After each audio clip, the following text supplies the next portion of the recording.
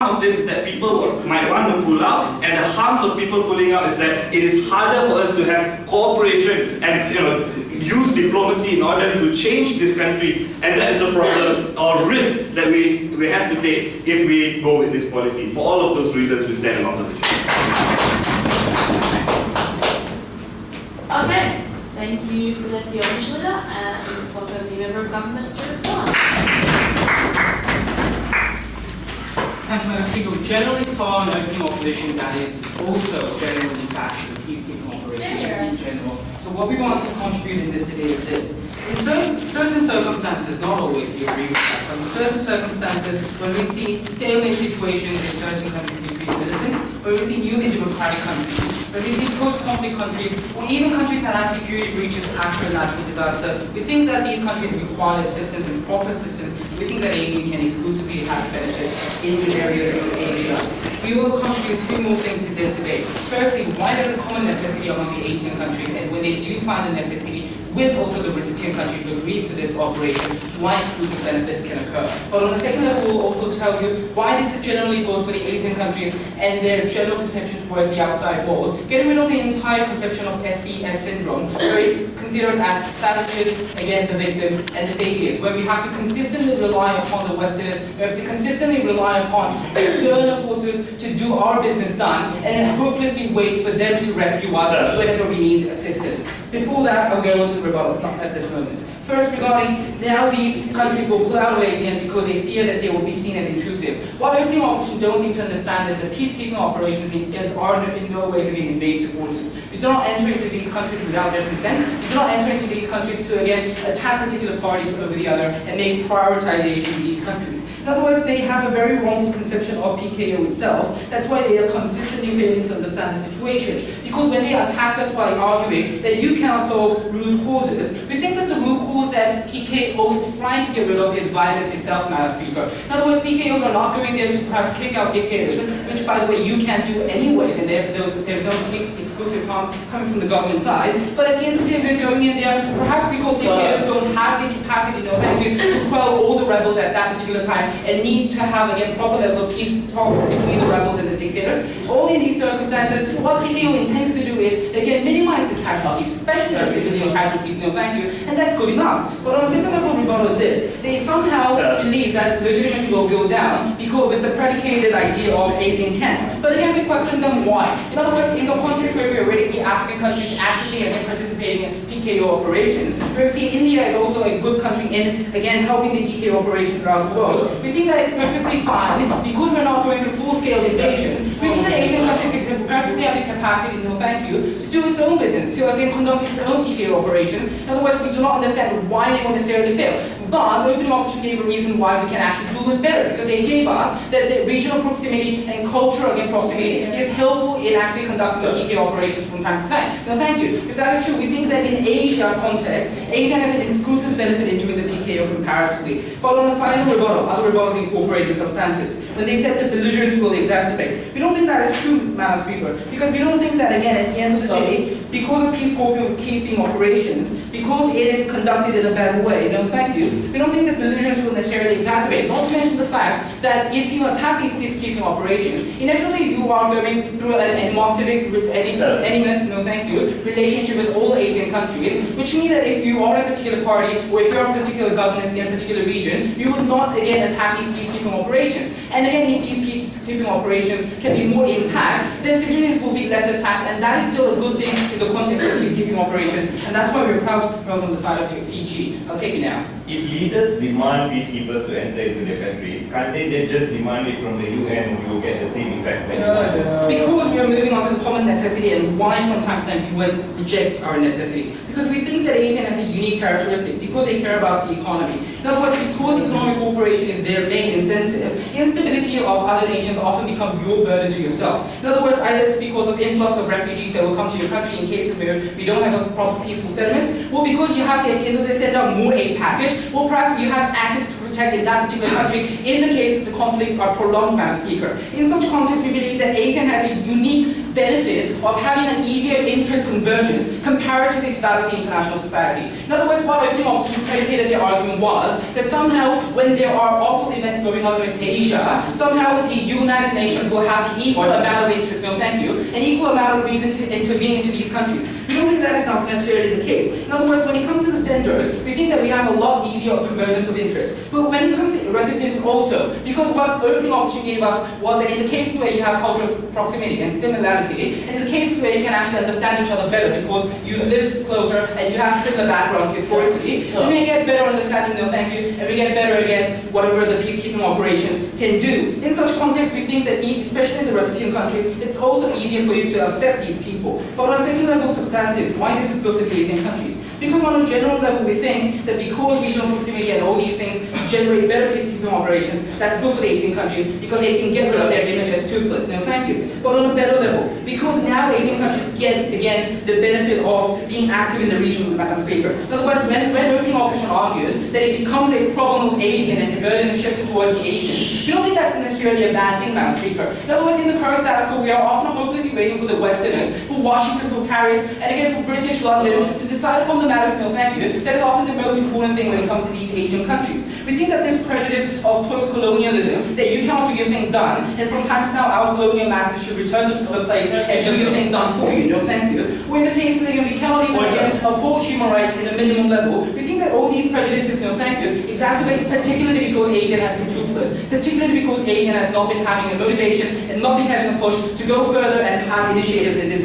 entire continent. In other words, what we argue on the side of the closing government is this. First, because you are the initiator and you have the initiative to move on with the common necessity, we think that ASEAN will generally have a better perception throughout the international world and having better negotiations and having better bargaining chips. But furthermore, we think that this is better because of the prejudices that also Asian countries have, and especially ASEAN has. As opening opposition work pointed out, we have different levels of democracies, we have different levels of human rights conceptions, and often we resent all these because it's an imported good that we got from the Westerners without our necessary content. In other words, we can show to the Westerners that we do care about human lives, we do care about stopping violence at a maximum scale, and therefore we care about human beings in general. But what we can send out is our versions of human rights, or our versions of conceptions of human rights, is as good as yours because we care about these minimum and decency of human beings. In other words, we can also get rid of these prejudices, perhaps that Singapore has, these prejudices that perhaps less developed and less democratic countries can have. So what are we arguing on the side of the closing government? We think that this is a good thing for ASEAN. We think that perhaps they will not always send troops, but it's good enough because it's comparatively better than the status quo. We also think that this is good because ASEAN can do it, and when they do successfully do it, they'll be a better actor in the international realm, and that's a good thing for ASEAN itself as an entity and an organization. That's what we're proud to propose. Again, let's select member of government and welcome the member of opposition leader.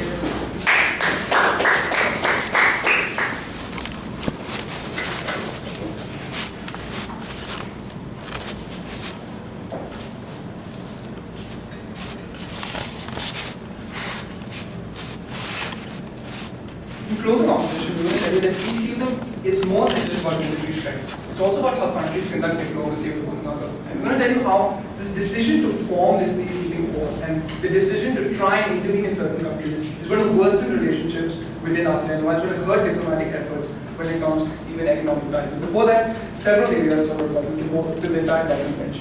Firstly, right, this idea about that as ASEAN, we just wait for Westerners to come in. But there's been no Western peacekeeping force that's ever come into an ASEAN country beyond the Vietnam War. We haven't seen any large-scale civil war where we required Western intervention to help save us. Much less that we're suspicious of our own neighbors, and we're often fighting with our own neighbors that we don't want them to come in, let alone foreigners, let alone Westerners who are also former colonialists. But then they said, look, there's a common necessity. But here's the problem. We've told you time and again that whenever a common necessity comes up, there's often unilateral cooperation. For example, of East Timor and Singapore that they gave us, or the fact that the Singapore and Indonesian government are very close, the Singapore and Indonesian militaries have a very close working relationship with one another. So if ever there was a need, for example, in post-natural disaster for some kind of emergency response, we already have avenues for that. But the point again is that most of these countries, firstly, have very well established militaries, and secondly, the conflicts that they wanted to talk about, for example, small border conflicts, say around Thailand and Malaysia, or even border conflicts around, say, Thailand and Myanmar, are often just protracted insurgencies that don't actually threaten the stability of that entire nation. The fact that Rohingyas aren't an issue, that aren't something that's going to make the Burmese government collapse as a whole, means that their own militaries often are very capable of taking care of these issues. Agreed, they might be protracted and the conflict might extend, but there isn't an established need for a ceasefire because the established state isn't under threat. So we don't understand why nations would agree to let the control of the situation get away from them, given that their own survival is in threat.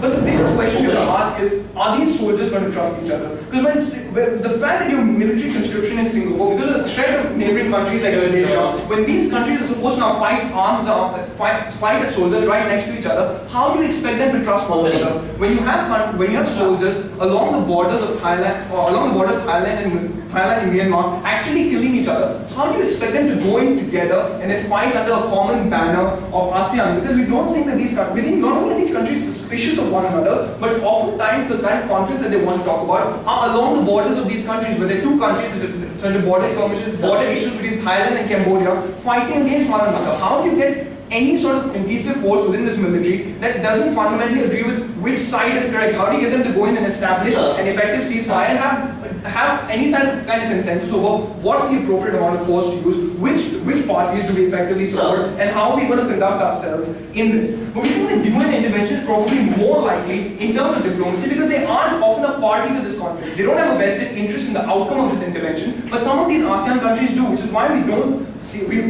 that UN intervention would probably be likely. Before I move on to question, I'll take it. How do you foresee Malaysia agreeing to UN troops with regards to the conflict between Philippines and Malaysia when the Philippines has clearly a better relationship with the United States? Well, we think even if that were the case, we don't understand why they would agree to an ASEAN force which has troops from Philippines and Malaysia somehow purportedly working together to forward some kind of neutral agenda when you actually need. Anyway, if that's the case, why would the ASEAN countries give you permission to go into these places? When you have border skirmishes between these nations, why would they agree to allow their own troops to go in when they have a vested interest in that conflict? That's just strange. So let's look at how they conduct diplomacy, right? Because we think the manner in which ASEAN nations conduct diplomacy is based on that principle of not intervening in the domestic affairs of one another. There's only issues where their interests are clearly aligned. For example, acting as an economic bloc similar to the EU to ensure that their economic futures are secured. We think unlike NATO, for example, there's no narrative of a common threat from communism that will bind these countries together militarily, or even in the case of the African Union, as the closing government wanted to use an example, there's no narrative of an African solution for an African problem, not wanting Westerners to come in and mess up these interventions, as has often happened. But we think the same shared history doesn't exist in the case of ASEAN, that these countries often have conflictual historical relationships. If you look at the example of Singapore and Malaysia, Thailand and Cambodia, or even Myanmar and Thailand, that these countries are often, their military goals are often at ends with one another, but they also have very different ideas about what is the appropriate use of force in many of these places. That's why you see an exodus of refugees from Myanmar becoming the cause of tension between Myanmar and Thailand. But more importantly,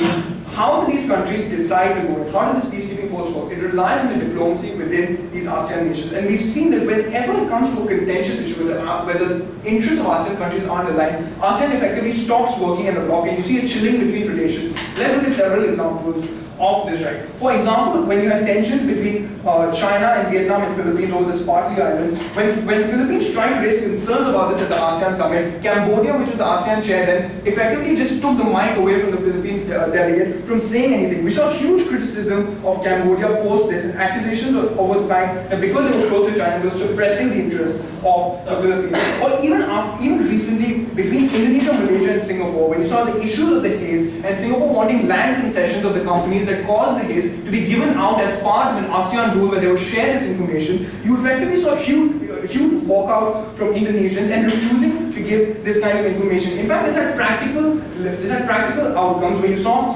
oil pipeline which was to run from Indonesia to Singapore and the Philippines effectively being stopped in a stalemate because they felt that their interests were no longer aligned because of the chilling effect that happened whenever they became conflictual, right? We think that the ASEAN relationships are forged on the basis of this common interest, and that individual nations will only move forward if they are sure that their own interests are aligned, that they're mercenary in the sense that only if they're sure that their interests are safeguarded will they ever do this. We think this hurts ASEAN particularly as compared to the UN, because we think that disagreement, for example, in the Security Council, always has superpowers pushing forward an agenda because there's an established basis of supporting humanitarian interventions, and that's what the UN Security Council is for. We think that the same narrative or institutional structure doesn't exist in ASEAN, but we think the countries still intervene unilaterally. Whenever there's greater trust between ASEAN countries, for example, Singapore and Indonesia in the case of East Timor, you did see unilateral intervention going forward, or militaries that trust one another. For example, Singapore, Thailand, and Indonesia often do have cooperative military exercises with regards to disaster response, but if there were ever a need to step in, we think that the unilateral relationship between countries would allow them to step in this matter. But the fact that all ASEAN countries don't trust one another, that the effective conflicts between these nations mean that this peacekeeping force would be ineffectual and hurt the way ASEAN conducts itself in the long run. Again, thank the member of opposition. Welcome the government. Including the government. Yes.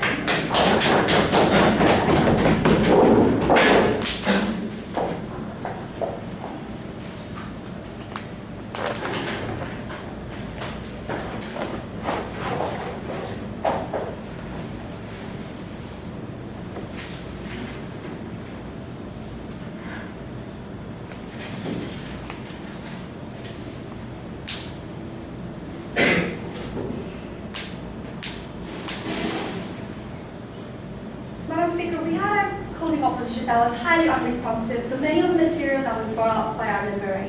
But we're going to question further develop that within this perspective, and I'm going to be including my rebuttals within the main questions that should have been brought up in today's debate. We think today's debate can be concluded into mainly two questions. Number one, what is the necessity of exclusive ASEAN peacekeeping force, and will it actually work? And why will it actually work? Second question, how will this actually benefit ASEAN and the international community at the end of the day? So with that, let's directly move on to our first question about what's the necessity and why does it have to be exclusively ASEAN, Madam Speaker. We're in Tojo, and we have established in many numerous levels that there are many conflicts happening in Asia, right? And we have often seen how these conflicts end up in stalemates, Madam Speaker, because of the historic relations that they have been talking about. Especially because of these stalemates that happen within those conflicts, Mr. Speaker, Madam Speaker, we think that's exactly why it gives more incentive for countries to actually let ASEAN peacekeeping force to actually agree and to enter, Madam Speaker, because without them, they'll actually see that there will be continued stalemate, and that's why, Madam Speaker, we think there is more necessity for ASEAN to agree, Madam Speaker, and that's why they will agree more to actually having them. But the problem with these conflicts is the fact that it's not just the problem of that country that actually has the conflict, but it's that problem is not just theirs, but ours as an entire Asian country, Madam Speaker. We told you about how it will actually lead on to a serious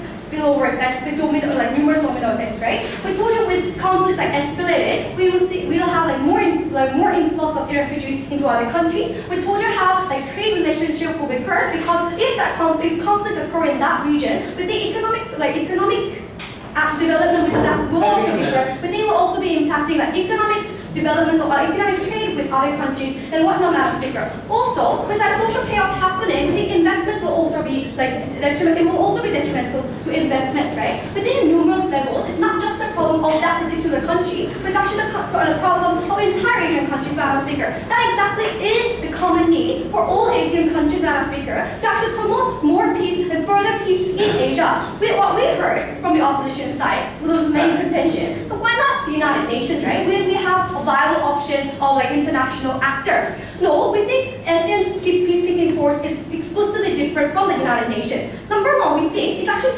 funny when they were actually generally bashing peacekeeping forces in general, and they say we need to rely on the United States, the United Nations, right? We think, but more importantly, we think it's actually exclusively different from the United Nations, because number one, of the proximity issue, right? We think ASEAN countries are actually closer to many of the conflicts that are occurring, and we think the issue of proximity is very important when it comes to stopping conflicts, right? Because the issue of timing is very important. You need to deal with those conflicts quickly, and you need to actually opt in very quickly. And the more we delay time, and the further away way it is, it's actually going to be more detrimental to actually stopping all those conflicts, Madam Speaker. But secondly, we think it's actually very different because we don't have faster discussions to happen within those countries, Madam Speaker. When you look at the members of the United Nations, Madam Speaker, what we see is that countries actually have very different and possibly conflicting interests in the international arena, right? Because we have different countries in different economic status, we have different countries with different economic ties, different diplomatic ties, and whatnot. That's why it's actually very difficult to converge all these different interests, and thus it becomes difficult to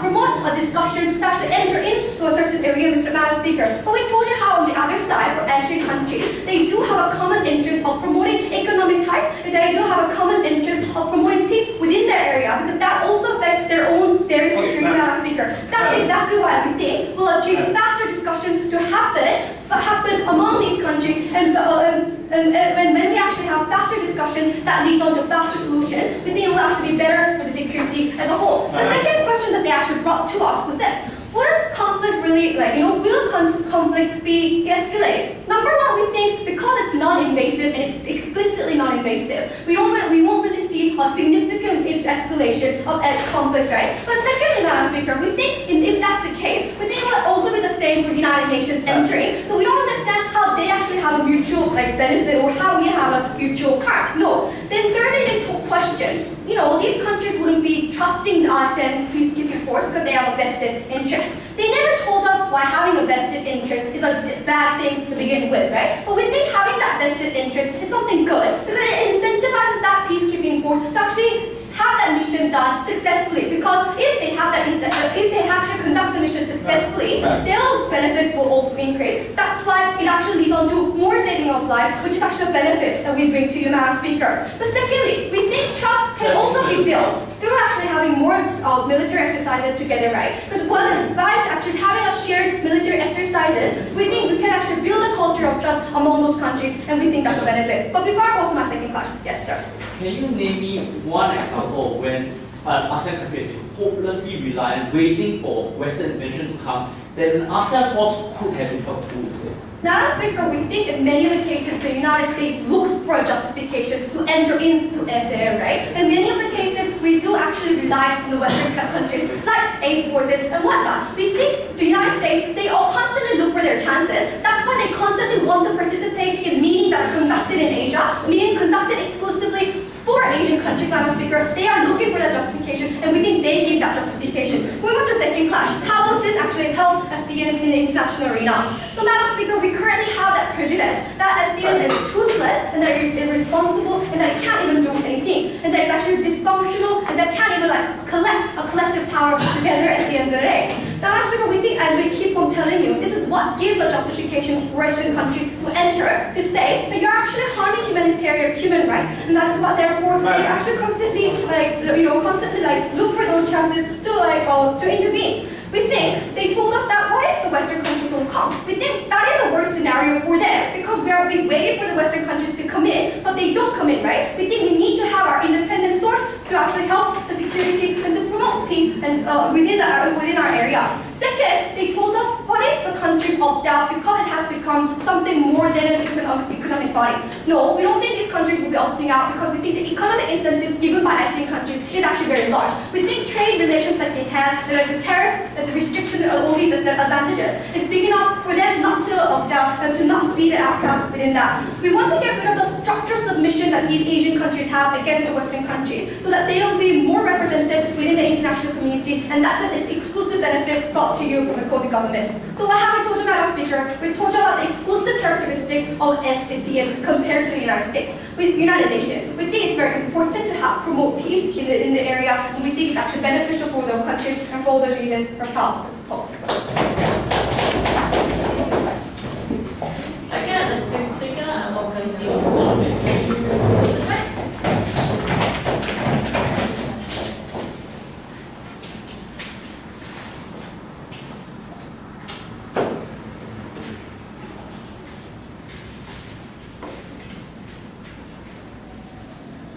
I find it interesting that our opponents accuse us of not engaging in the extension on this idea that Southeast Asia should not be reliant on the West, but they couldn't name me one single example of when we were. All they said was the US is constantly looking for opportunities to come into these region. And we say, yes, well, there are military bases all around, but they've never actually really been deployed or active in any way. In fact, we say, we look at an example of Myanmar in the past before like the sanctions started to be eased, rejecting Western aid workers during the cyclone Nargis incident. We say, like, it's just simply not true that ASEAN nations are hopelessly reliant upon Western help. We say most of our countries have our own established militaries and we can rely on bilateral relationships anyway. This debate is not a thought experiment, right? They really do have to give us those examples. But even if we were to engage in this thought experiment, we say that the UNSC is an institution for dealing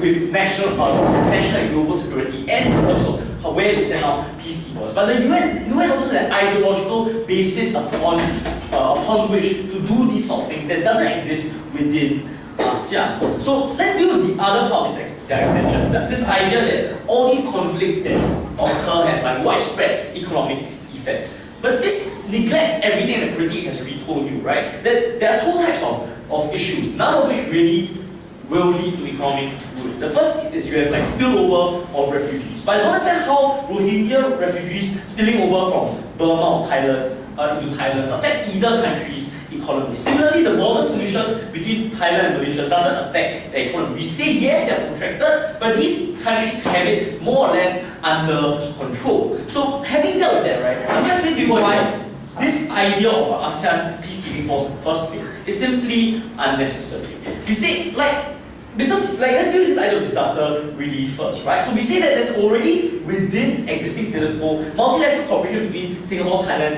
and Indonesia to synchronize operations to maximize efficiency of disaster relief. But this is not a peacekeeping force, right? We say yes, this force was very useful in Aceh, for example, during the tsunami. It's not a peacekeeping force. It's not part of this team. But more importantly, we say we do recognize the idea that there's cultural proximity between these nations. But what we also need to understand is that ASEAN is an extremely diverse group of nations because an interlocking web of relations where there's a relative closeness between some countries and not others. So just as like East Timor or whichever country may trust Singapore very well-trained and well-behaved military, we may not want to trust the Burmese junta to be there within any sort of peacekeeping forces because of the sort of way they treat their own people within Myanmar to begin with. But before that, yes, if your alternative for civil conflict and dealing with border clashes is to use UN peacekeepers who are from ASEAN, isn't it more likely that Southeast Asian nations will agree to ceasefires with ASEAN troops because ASEAN has a reputation of non-intervention and to be a lot more neutral in comparison to UN troops or soldiers?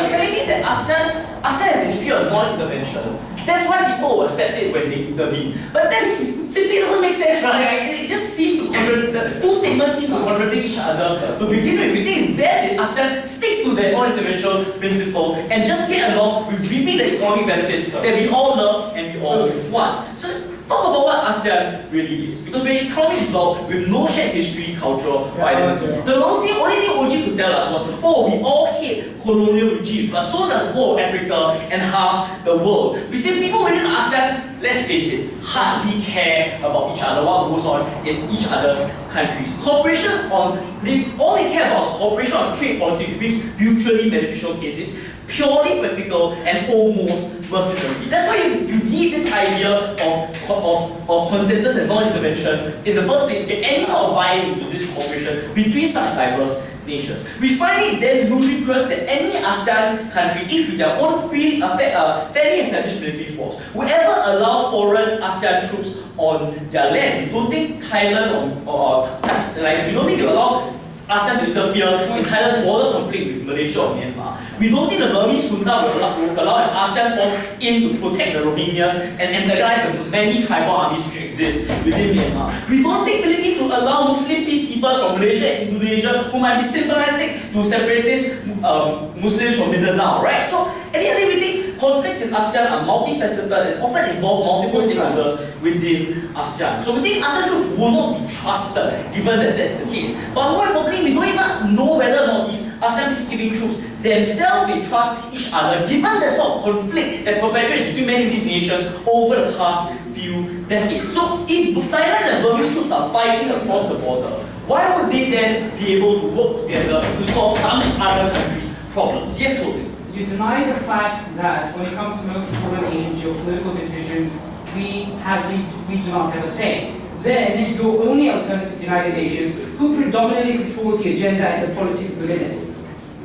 No, I don't see how the United Nations controls the politics and geopolitical relations in ASEAN. I don't even know what that statement means in the first place, because I don't think it was properly fleshed out or explained. So let's move on to the next issue of cohesion and dialogue. Because Pratik told you that trying to create and operate this force will lead to more conflict and not less. Yes, this argument started from Shafiq when he told you about a ridiculous amount of time we need to come up with a logo and anthem and never really going beyond that. But Pratik told you that conflict over this issue may lead to us being unable to cooperate as a bloc. When he gave the example of Vietnam, Philippines, and China over the Spratly Islands, and stop accusation being thrown at Cambodia for being a stooge for China, or between Indonesia, Malaysia, and Singapore, when Singapore wanted the land concessions within Indonesia, which the land concessions are maps which show you which company operates which plantation, so that you can track who is responsible.